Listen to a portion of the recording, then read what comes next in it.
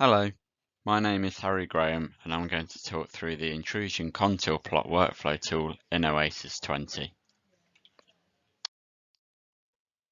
A new workflows feature has been added to the Oasys suite to make it easier to interrogate and post-process results. If you haven't already watched the video introducing workflows, then please check it out.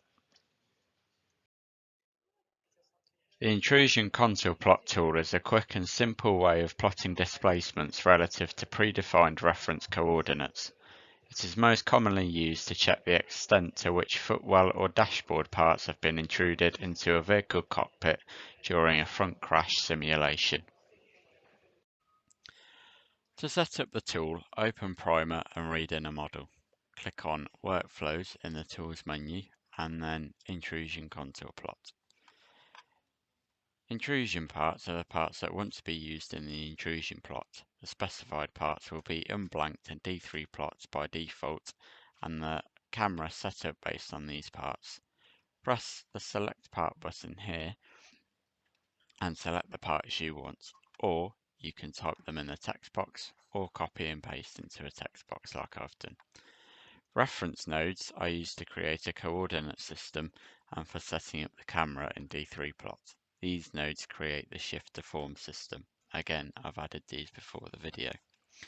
Press Save to File or Save to Model.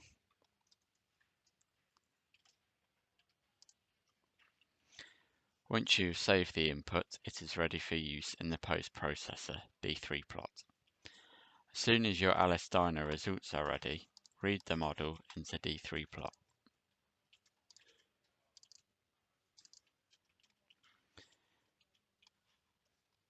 Click on the Workflows in the Tools menu and then Intrusion Contour Plot. Here, the D3 plot GUI is displayed and the contour plot is produced based on your model's last state. You can control the state using these arrows. So this first one takes you to state 0, this takes you to the last state.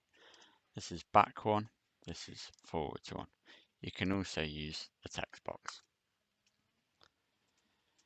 You can produce your intrusion plot based on a reference state. For example, if you make the reference state set to state 3, the deformation values over here will be calculated relative to those in state 3.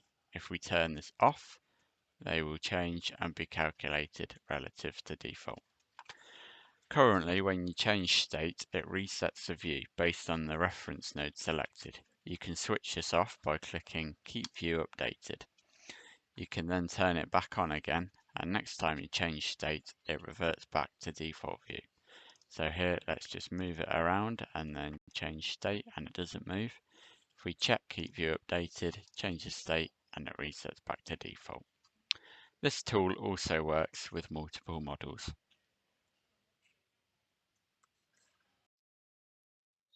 Thank you.